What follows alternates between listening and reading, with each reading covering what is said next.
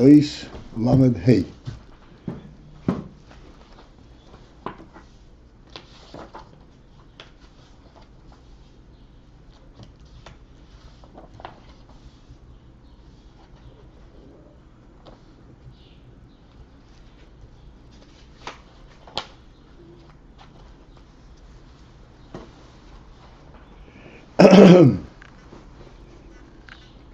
I listened to yesterday's shir, and I said something wrong. I said that Narba Meya, the 100 years refers to the 100 of keilim, and it doesn't refer to the 100 of keilim, it refers to the 100 of oires.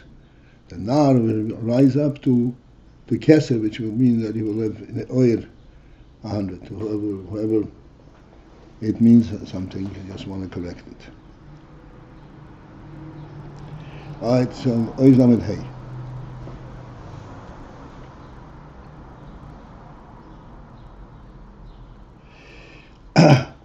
So the latest thing that we were discussing is the phenomenon that there is Milo Umato, which means higher and lower in spheres and in oiris, which is really a phenomenal thing, as we discussed. And the cause, the reason that there is this higher and lower in oiris is due to the fact that oiris have it in them to be mislabish in keilim. When they're mislabish in keilim, they have to, so to speak, adjust themselves to the keili, because this is in slapshus in keili is not a superficial, uninvolved type of relationship, but rather the oir is truly mislabish. It's completely imbued and becomes one with the keili, becomes like the keili, to give the keili a light quality. In order to give the keili light quality, the light has to be in proximity to the keili. This is why there's the union of Milo Mate in oiris.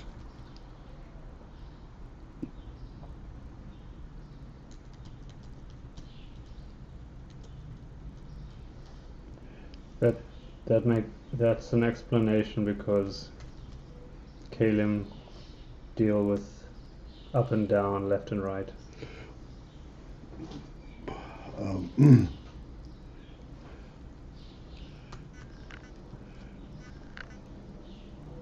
So therefore the light. Well, yes, but there is even a simpler effect, phenomenon here.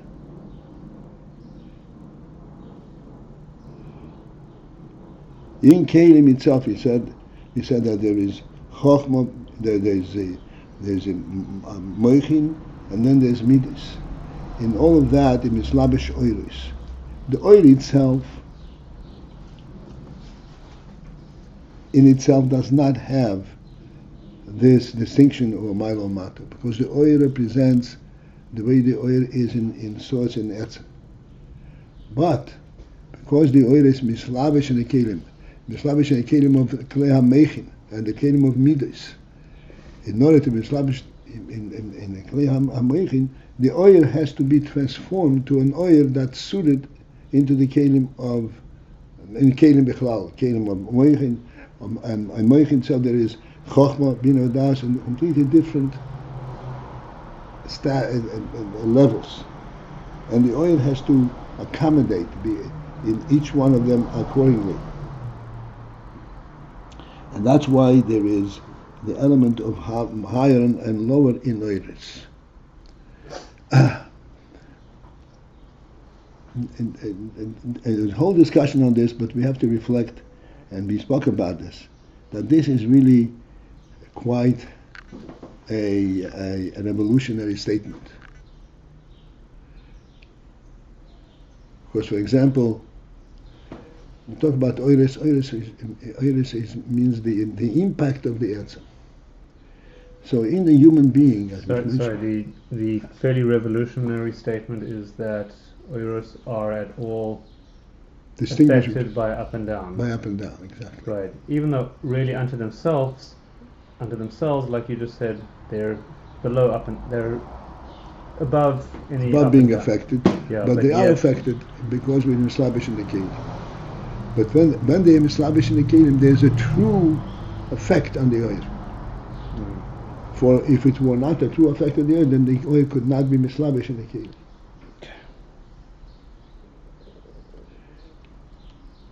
So to illustrate this point, which I did many times, a kohen has to be blemishless. What constitutes a blemish on a kohen that makes him unfit to do the avodah? Makes no difference really. His little pinky, which serves no practical function. If the pinky is misformed, he's a balmum. But in terms of the human being, nothing has changed.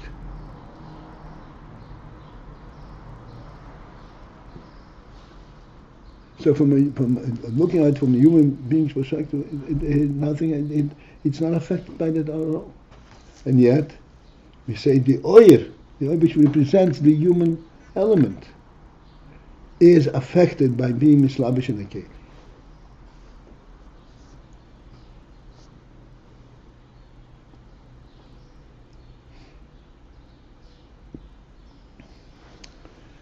Okay.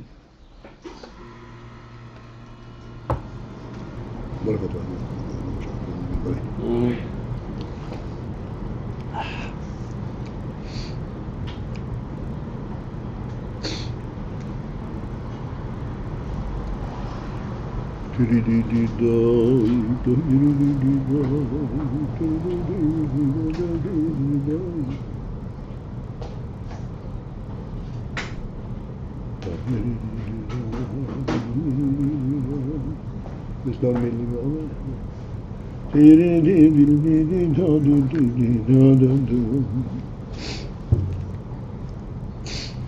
So as I was saying, you leave this open, right? Yeah, it's the cool little fresh air.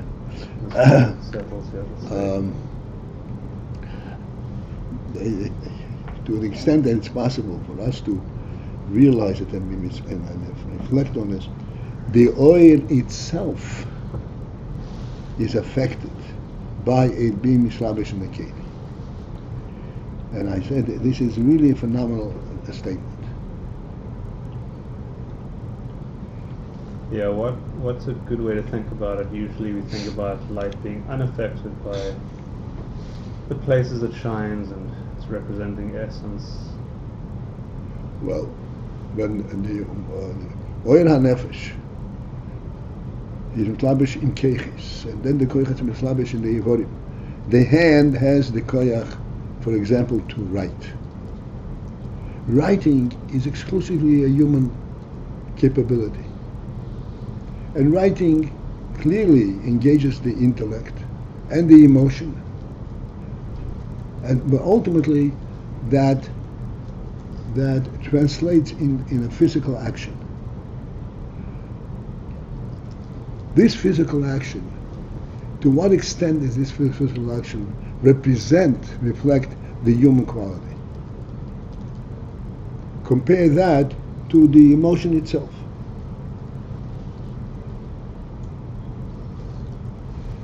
Although, yes, indeed, it is representative of the human quality, but not comparable to the way the emotion or the intellect affects the human quality. Much less than the, right? Much less than the koyach itself. And yet, here is the important point, a very important point. When it is at the level of the ability to write, it is still a human quality. It has not now become a physical quality. It remains a human quality. It still remains oir. Still has an element of oir, not just a physical capability.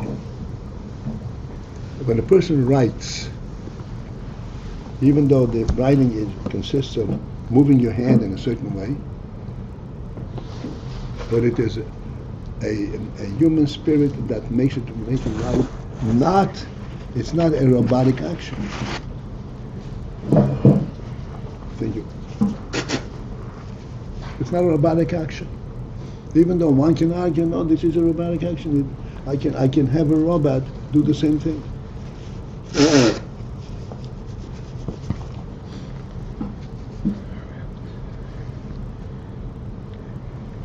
And yet, we say no. That when a robot writes and a human being writes, it's two completely different actions.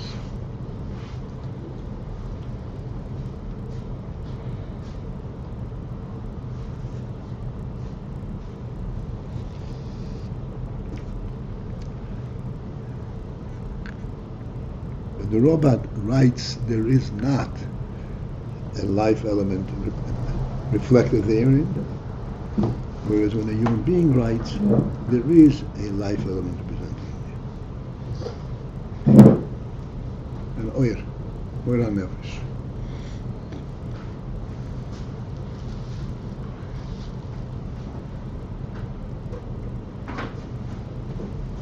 When a person writes, he's not just writing, moving his hand to make a form.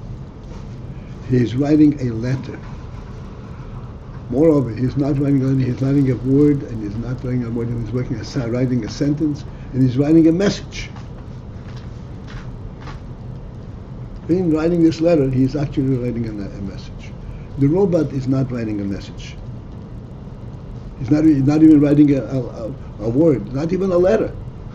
He's just making lines.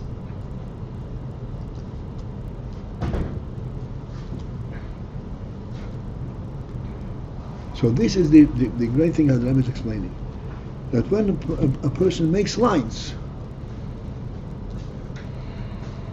is he making lines or is he writing a message? Is there still the oil ha-nefesh in there? Or is this now a simple robotic action?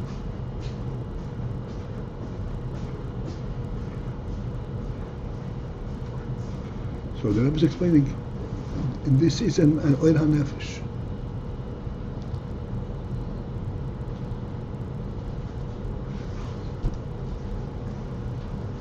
And this is the phenomenon that oilos have the quality of being higher and lower. The higher oil, when it is in the emotion itself or the intellect itself, is that same oil is a much higher level. On the action level, that same oil is on a lower level. It's not devoid of oil, it's just a lower oil.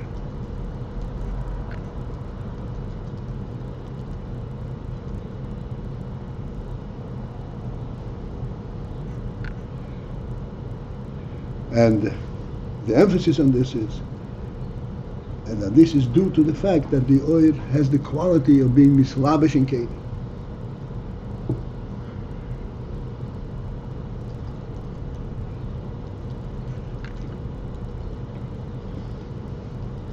This inyan that the oil has the quality of being mislabish in keilim. Okay, please follow this. It is not merely the ability of forcing the oil into the keilim. Rather, the oil relates to keilim. It identifies the keilim as its place where it wants to express itself.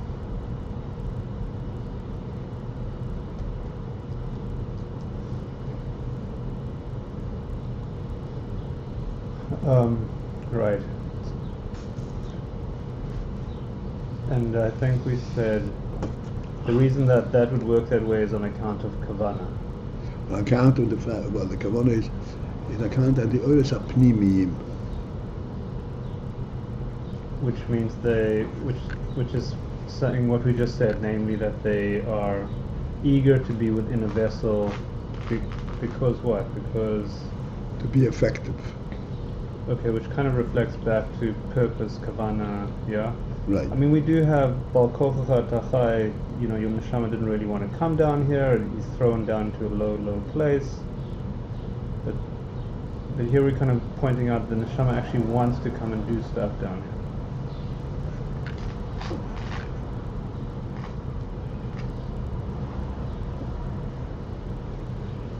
The coming down is Bal Korach. But once it's down, it wants to be effective.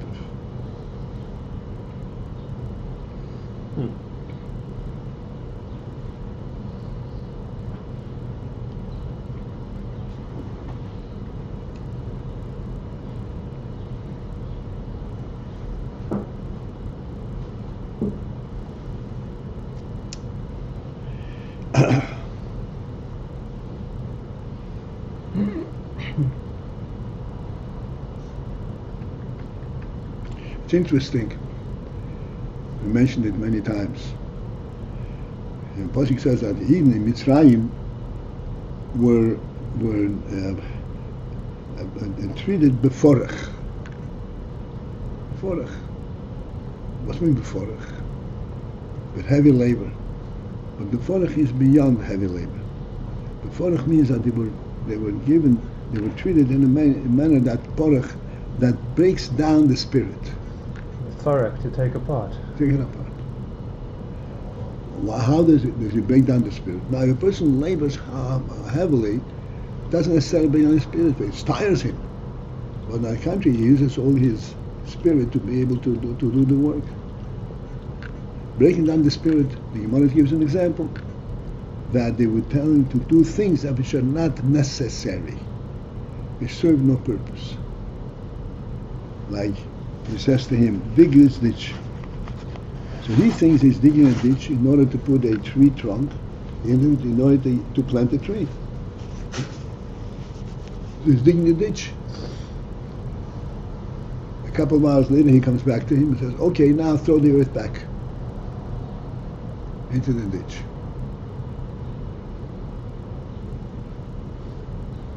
So here we have a situation where the Yid who was digging this ditch, he doesn't really care to assist the Mitzi to plant a tree. He's not interested. The Mitzi is an enemy of his. He's a torturer. Yet still, if his digging makes it fit to plant a tree, and it does not happen, and just throw the earth back, it breaks him down.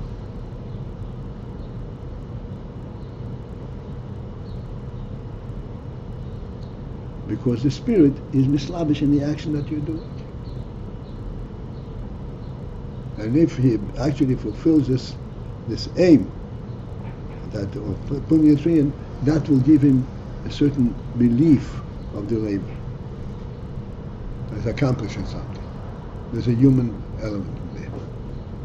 But when you throw the earth back, then you have completely stripped him of his human quality.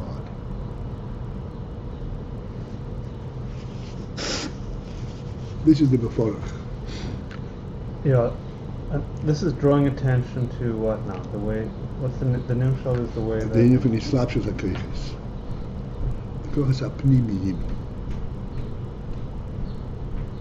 Pnimi means that they are mislabish in the keilim in a manner that the keilim gives them a sense of fulfillment, even though it's infinitely lower than what they are.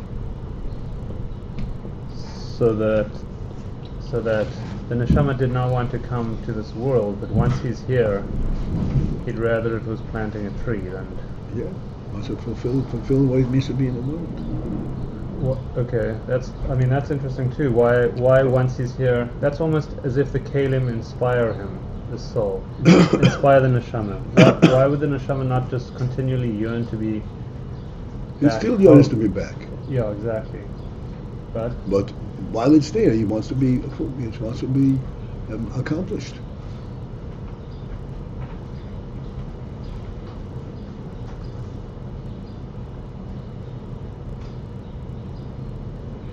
Watch Yaina, and you should know that there are people who are taking care of this place.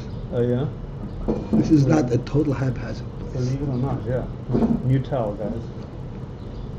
New old towel. Okay. Appreciate it. Okay, let's go.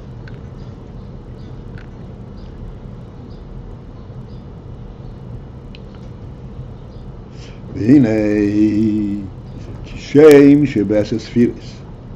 Just as in the sphirot, Yej is chalkus, Milo umato. There is this division. Of course, there are different koiches, different spheres, but there is an element of Milo umato. Again, what does Milo umato denote? A higher oil and lower oil, more oil and less oil. And this more oil and less oil is really, as you said, is a phenomenal occurrence, because oil represents the Etzem. So when a person writes, or a person thinks, there is less oil in writing, less of the human being in writing than in thinking. Even though there's a still kochas hanefesh, but it's a lower koyach in the person.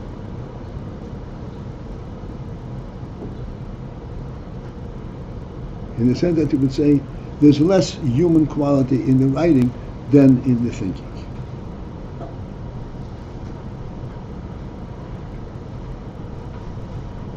Human quality then alludes to the word oyer. Clearly, there's a difference between this koyach and that koyach, but oyer is something different.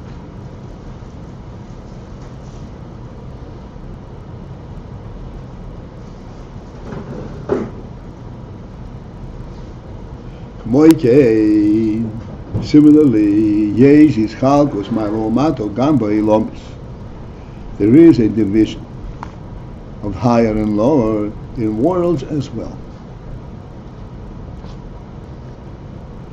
Again, this is an additional notch in this whole presentation, because all worlds are representative of the Gilui Elokus, but there is an union of a higher world and lower world.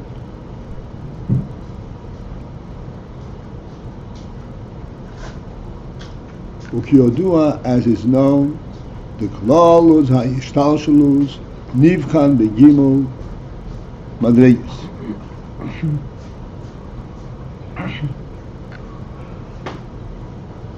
The word nivchan is a conjugation of the word bechina.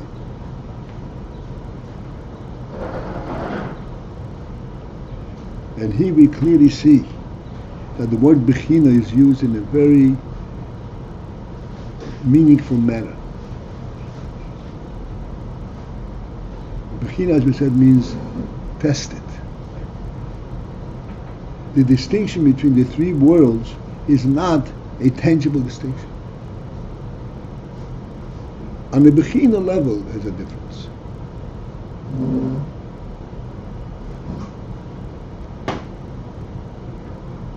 As we shall see, just want to introduce this here. Three worlds refers to machshava dibur mais. Now, only a human being can think, only a human being can speak, and only a human being can act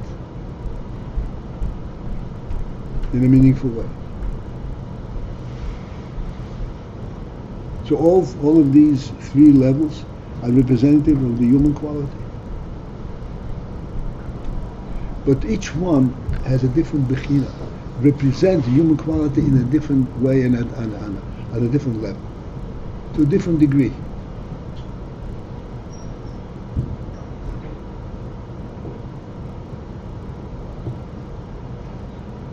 As we shall discuss now, we're going to see, but just the point is, nivchan begimel madregas. It's tested. In other words, when you focus in a very fine manner of relating to it, then you see, yes, the three different madregas. But if you were just to observe it on the practical, the functional level, you will not see that they're different. They're so different.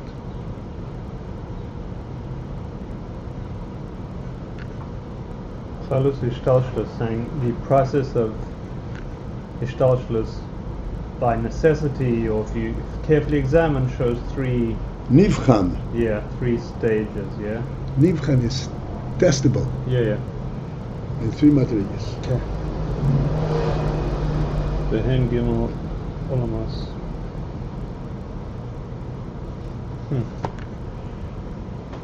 Think of the following.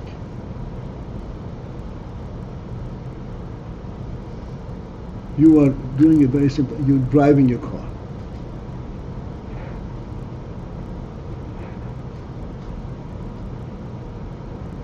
This driving the car is a reflection of your initial decision to go someplace.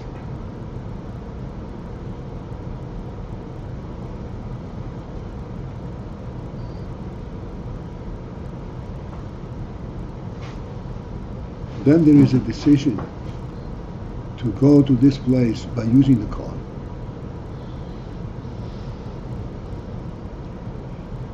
And then there is the actual use of the car. Oversimplifying this whole process. But each is a separate stage. What again? To go to the destination, to go there by car, and then using the car? Yeah. Okay. There's a three different madregos in Oyer HaOdom.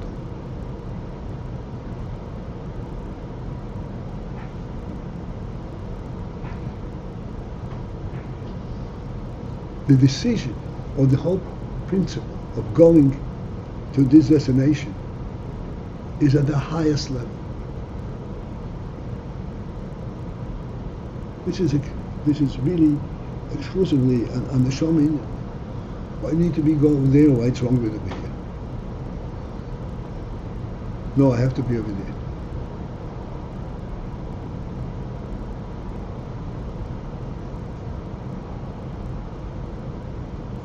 So these are three stages that nivchan.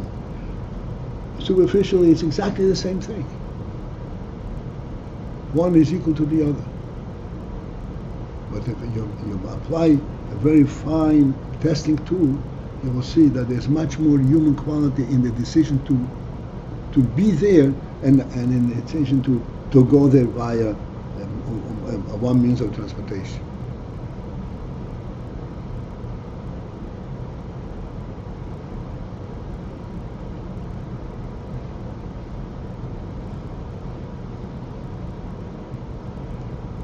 If you were driving your car,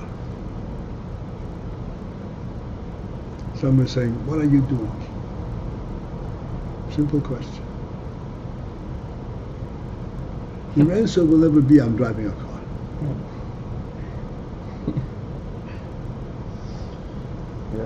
Going home. You're going someplace.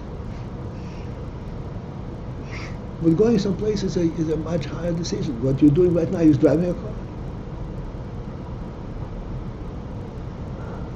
People say, I can't talk, I'm driving now.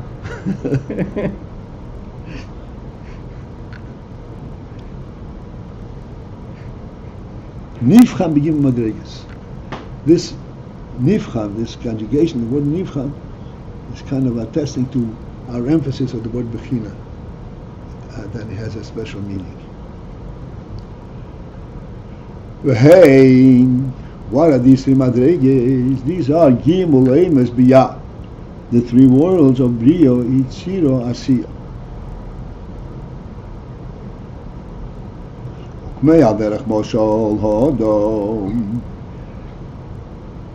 Such just as a moshel, the human being.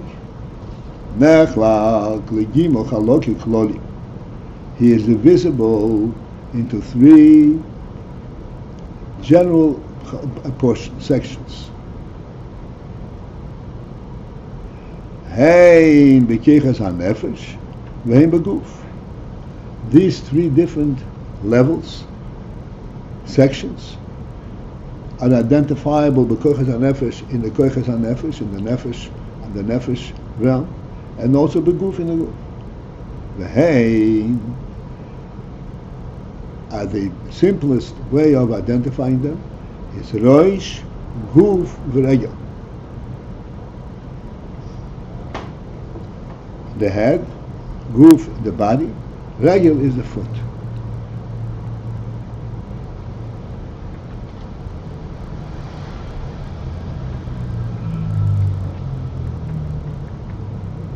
The regel, wherein the foot, who keyach hahil, in the foot is rested the koyach hahil, the koyach of walking. This koyach of walking, shehu koyach hayoser achron shebanefesh, which is the very last and lowest of the koyach hanefesh, and furthest away from the essence of the nefesh. Hayoser achron. The hagam shekoyach hahiluch hu gamkin, the tzorech hanefesh, were all well. That the koyach of hiluch is also the tzorech hanefesh, is also for the need of the nefesh. The nefesh needs that koyach. V'gam yesh yisrin v'koyach hahiluch. Moreover, there is a yisrin, there is a supremacy, an added quality in koyach hahiluch that is not in other koyachs. Shehu, which is that the koyach hahiluch is noises or roish, it carries the head. If a person, the head wants to be here, he cannot get there but through his feet. Umam is a roish, and actually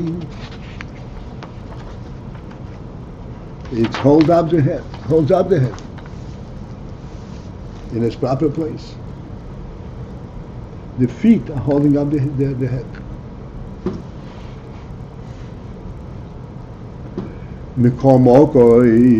But yet still, it is still correctly identified as the koyach, the furthest, the last koyach of all.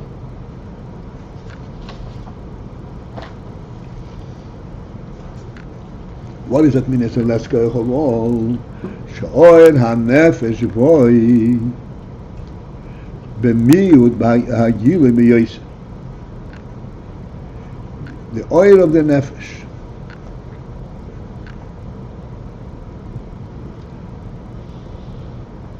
Over here we turn to the word oil rather than koyach hanefesh. In terms of koyach hanefesh, it's a koyach hanefesh like all other koyachs. But oil hanefesh, boy, b'miut hagilu b'yoyser, in a very reduced gilui, very reduced expression of nefesh aspect, the koyach hahiluch.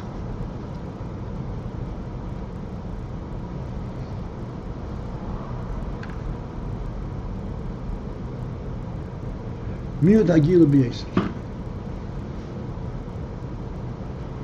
Just to illustrate this point, you can be walking and you can be going. You can just do the act of walking, or you can be going someplace. When you're going someplace, there's a much greater gili hanefesh than if you're just walking.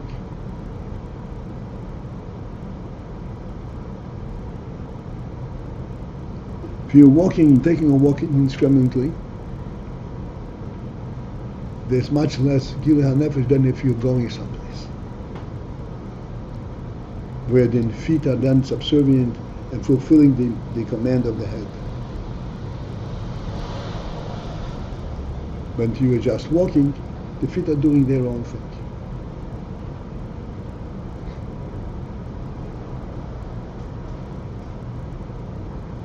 Relatively speaking.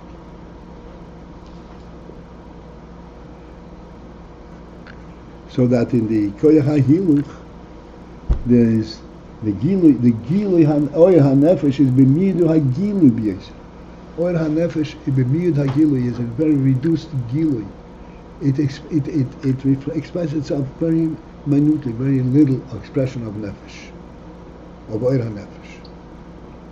What you have is a koyach rather than oyer. Oyer means the intent, like the kavanah, the nefesh quality, to the extent that you can actually replicate that action in a robotic state. Have a robot walk, and that will not constitute a living walk.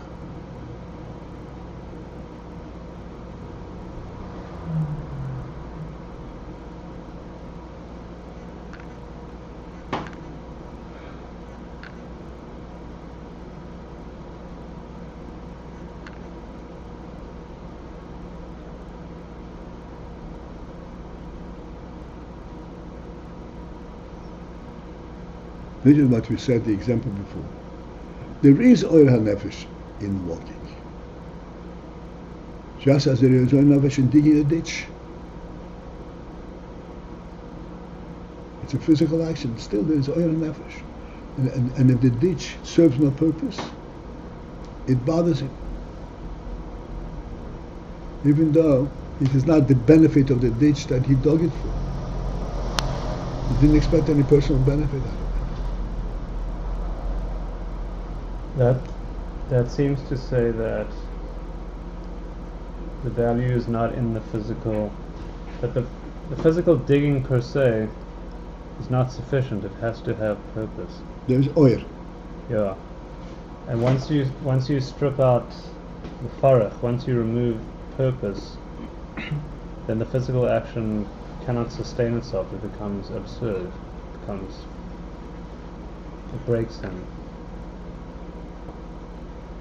I mean, here we're coming from the parach is that you took oil hanefesh and destroyed it. That's the parach. Right.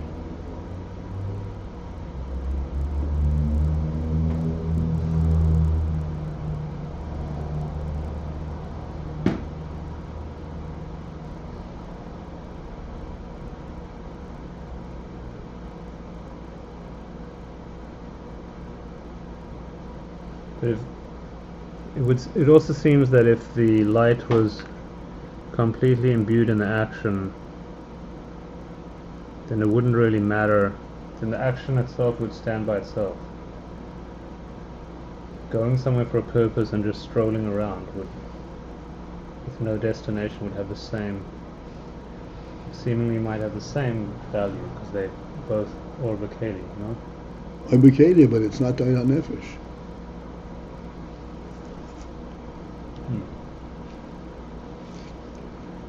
It's still in a sense, an abuse of the nefesh. Because no matter how much the light is vested in just the keilim itself, it wants to always remain attached to greater purpose. Would that be a way to think about it? To purpose, to nefesh. It's still a human koyach. We had the letter example before, so there we said that the light is vested in that letter, and the letter is part of the message. Oh, and if you take the letter away from the message, it becomes an abuse. It becomes sort of robotic. You just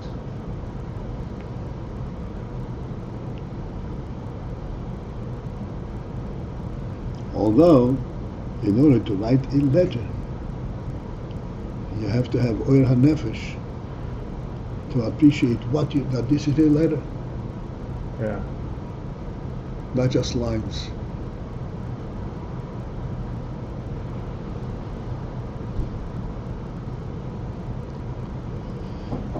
Okay, this is it for this morning.